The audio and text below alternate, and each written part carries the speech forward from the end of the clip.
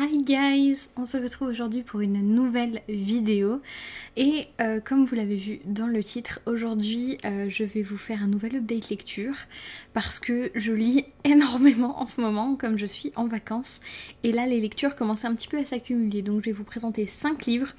Comme d'habitude il y a de tout, du classique, de la VO, du roman, de la philo, il y a vraiment de tout.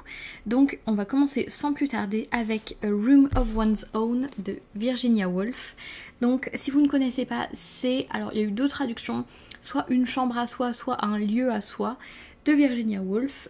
C'est donc un essai sur la place des femmes dans le monde littéraire, sur les femmes qui écrivent, sur les femmes artistes. Et si vous ne connaissez pas ce livre, peut-être que vous connaissez le grand argument, on va dire, de Virginia Woolf concernant les femmes artistes, c'est que pour qu'une femme puisse écrire, elle doit disposer d'une chambre à elle et de quelque argent. C'est vraiment son argument voilà, que vous avez sûrement entendu en cours et c'est un petit peu son cheval de bataille en fait tout au long du livre sur le fait que donc les femmes pour être libres, pour pouvoir créer, pour pouvoir être des artistes, être des intellectuels, doivent avoir un lieu à elles et de l'argent. Alors j'ai décidé d'acquérir cette magnifique édition qui sont les nouvelles éditions des œuvres en fait de Virginia Woolf. Il y a plusieurs designs qui correspondent à chacune de ces œuvres et donc j'ai décidé de lire ce livre que je voulais lire depuis très très longtemps en anglais parce que je voulais avoir accès à la plume de Virginia Woolf, on va dire authentique.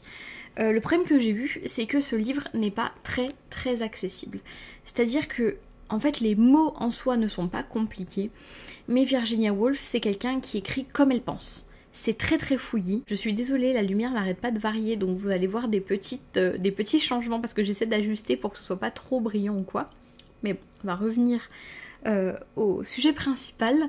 Donc c'est très compliqué parce que c'est très fouillis en fait. Elle parle de quelque chose qu'elle voit, et puis en fait, elle fait digression sur digression. Et c'est très compliqué de suivre en fait son cheminement de pensée. Donc si vous ne maîtrisez pas absolument bien l'anglais, je vous conseille pas de le lire en anglais, je vous conseille de prendre une traduction parce que Virginia Woolf c'est quelqu'un qui a été énormément traduite et donc elle bénéficie de très bons traducteurs et traductrices. Vous trouverez forcément votre bonheur en prenant une traduction. Si jamais vous vous sentez d'attaquer le monstre, voilà, vous allez vous régaler. Je trouve qu'elle est très novatrice pour son époque. L'écriture voilà, est très fouillie, mais on finit par s'y retrouver bon gré mal gré. Et en fait, je trouve que ses propos sont amenés, par contre, lorsqu'elle arrête de digresser et que vraiment elle se concentre sur pourquoi est-ce qu'il faut donner de l'argent aux femmes, les laisser avoir un travail en fait comme celui des hommes.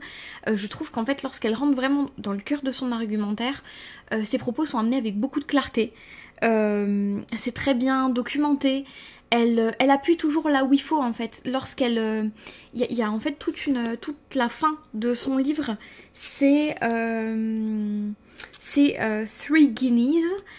Donc qui fait référence à la somme d'argent et en fait c'est un enchaînement en fait de lettres, un petit peu une joute verbale avec des hommes et en fait à chaque fois elle dit moi je pense qu'il faut faire ça, je sais ce que vous allez me dire et là elle écrit l'argument qu'elle pense que l'homme va lui donner pour la contredire et elle le démonte petit à petit en fait.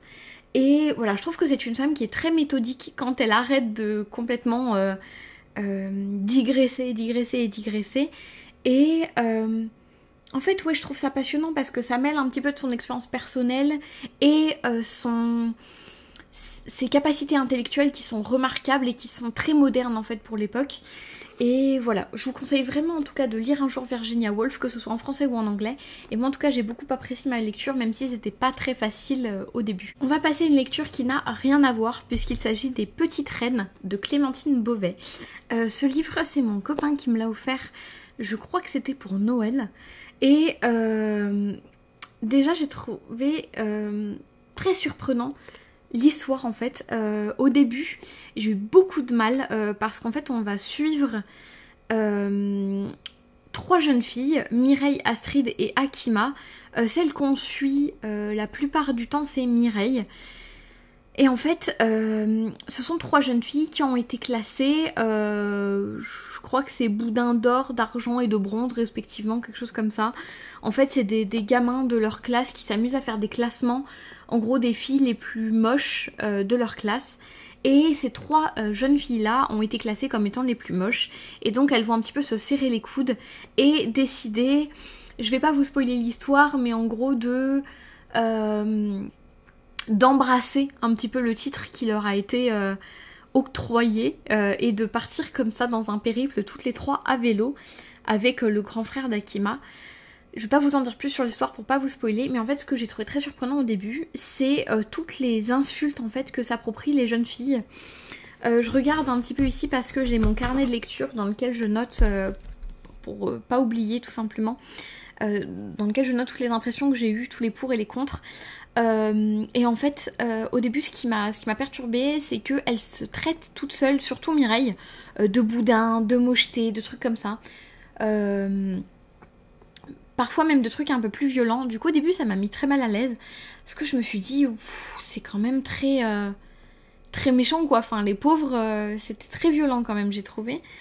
Et en fait, après, j'ai essayé d'embrasser un petit peu je pense qu'a voulu faire Clémentine Boët, c'est-à-dire se réapproprier ces insultes-là. Et voilà, j'ai trouvé ça très courageux de la part de ces 3 jeunes filles. On a toujours la poésie et la finesse d'analyse de Clémentine Beauvais qui est toujours savoureux à souhait. On a aussi quelque chose que j'ai beaucoup aimé qui est une ode en fait à la nourriture et au voyage. On a beaucoup de scènes de gastronomie, de ces jeunes filles qui mangent des choses, de gens qui mangent des choses et qui apprécient manger ces choses-là. Et j'ai trouvé que ça c'était très appréciable. Parce que voilà, il y a une trop grande valorisation en fait de la détestation de la nourriture, de manger pour se nourrir et pas par plaisir. Et là j'ai trouvé qu'on retrouvait ce plaisir-là, cette ode au bien manger. Et voilà, j'ai trouvé ça génial. Plus évidemment la jolie leçon de bienveillance, de vie. Et que en fait je trouve que ça peut servir à des ados qui sont mal dans leur peau, qui ont qui subissent des insultes, des discriminations comme ça. J'ai trouvé que c'est un très bon livre jeunesse et pas que jeunesse. Pour moi c'est un livre qui rentre dans toutes les catégories et j'ai adoré. Je vous conseille vraiment cette lecture. Voilà, c'est plein de poésie, plein de bonne humeur, plein d'autodérision. Et donc voilà, je vous conseille vraiment de lire Les Petites Reines de Clémentine Beauvais. Comme d'habitude, on change complètement d'ambiance avec Awakami Hiromi. J'ai lu Les Années douces et mon Dieu, comme j'ai aimé ce livre. Pour me remettre un peu dans le contexte, je jette un œil à la 4e de couverture parce que les noms, j'ai toujours un petit peu de mal à les retenir. On suit Tsukiko qui croise donc dans le café où elle va boire un verre tous les soirs après son travail son ancien professeur de japonais. Et de là, il va se nouer entre les deux une relation absolument exquise entre nourriture, balade, cette espèce de romantisme et de contemplation en fait qu'on retrouve énormément dans la littérature italienne et japonaise. J'ai passé un moment délectable. Si vous aimez les livres qui parlent de nourriture, de douceur, qui laissent le temps comme ça s'étirer, ce livre est incroyable. Ce qui m'a mis un petit peu mal à l'aise, c'est qu'il y a une relation, sans vouloir vous spoiler, prof-élève. Il y a des moments où j'ai eu un petit peu du mal, je savais pas où me situer, je savais pas si je devais être charmée ou un petit peu dérangée. Voilà, ça c'est le point un petit peu où je suis un peu ambivalente. En dehors de ça, le calme, la sérénité, les discussions qui se dégagent de ce livre, ça m'a charmée complètement. J'ai trouvé ça très émouvant en fait, cette réflexion sur le temps qui passe, la beauté de la vie, le corps qui s'étiole petit à petit sur la banalité de la vie et en même temps la beauté de cette banalité. Je trouve que cette atmosphère en fait dans laquelle nous plonge ce livre, c'est une atmosphère qui est tellement magique, qui est tellement incroyable, qu'on veut en fait y rester, même après avoir posé le livre. Je vais m'arrêter là parce que vraiment, je pourrais vous parler pendant 20 minutes de ce livre. Il m'a charmé, il m'a coupé le souffle, il est fantastique. C'est plein de magie, de poésie. Vraiment, lisez Les Années douces, vous n'allez pas être déçus, ça je peux vous le garantir. On arrive déjà à l'avant-dernier livre de cette update lecture, il s'agit de Walden de Henry David Thoreau. Alors là pareil, il s'agit d'un livre que je voulais lire depuis des années et en fait je l'ai acheté juste avant de partir quelques jours à la montagne, perdu au milieu de nulle part, dans une grange en plein milieu de l'hiver. Typiquement une très bonne idée de lire ce livre voilà, pendant un tel périple. Et en fait je suis une grande fan aussi du Cercle des Poètes Disparus. Et Henry David Thoreau est un des maîtres à penser, on va dire, du professeur qui est dans ce film. Donc j'ai commencé à lire ce livre et j'ai plusieurs choses à vous dire. Je jette à nouveau un petit coup d'œil à mon carnet.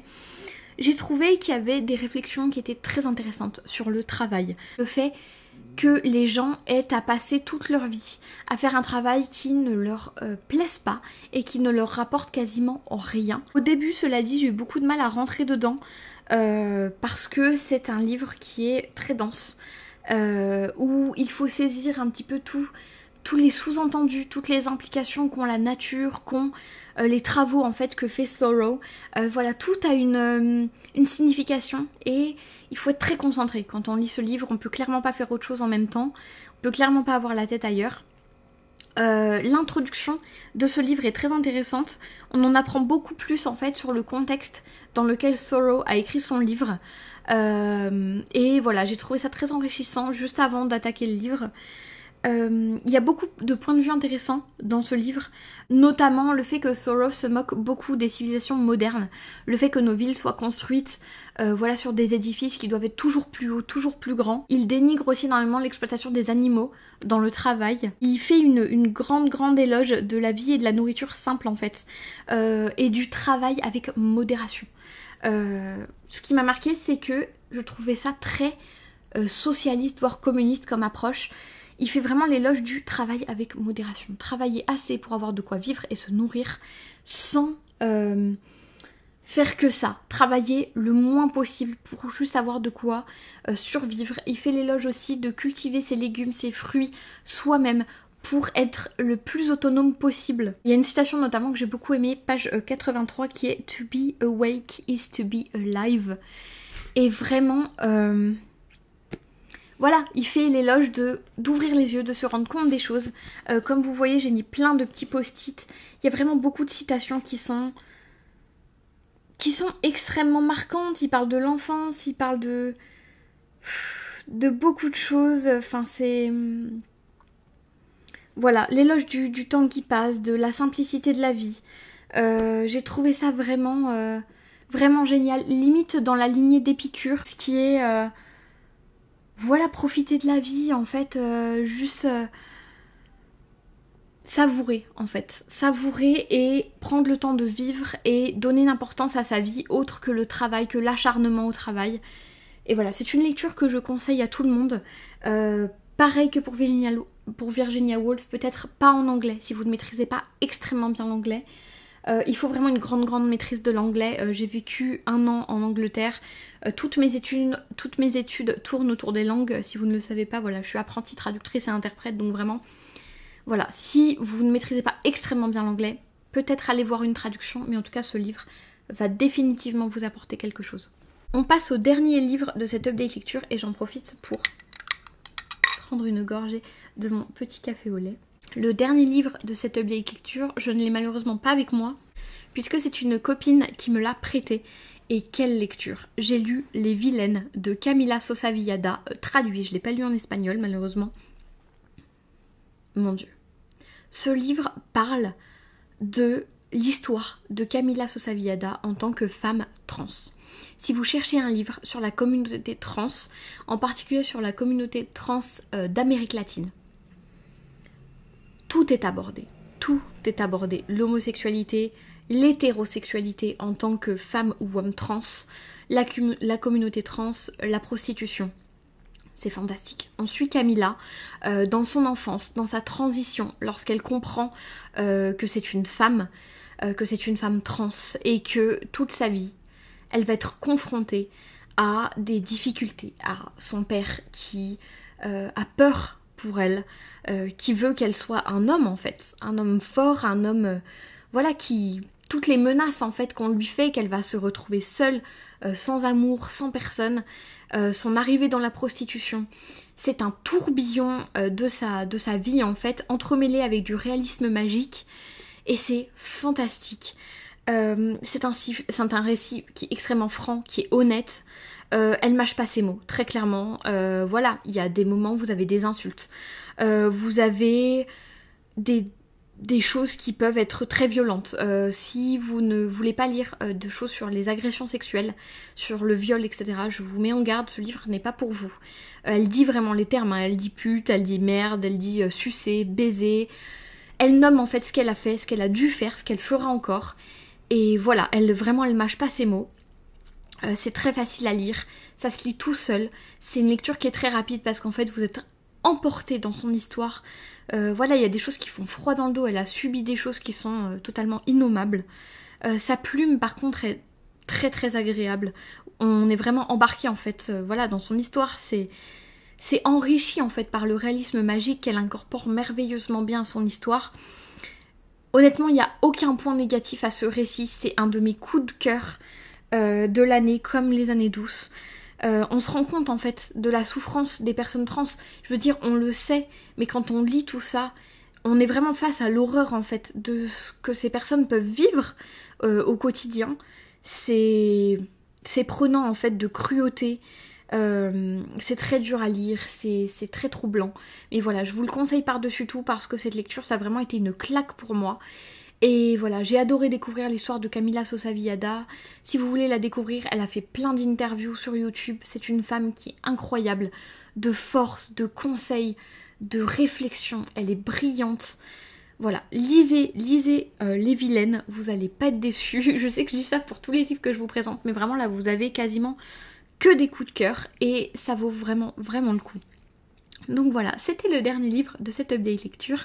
J'espère que ça vous aura donné envie de découvrir ces auteurs et autrices que j'ai appréciés, qui m'ont accompagnée, qui m'ont mis des claques, qui m'ont mis devant des choses qui étaient vraiment pas faciles.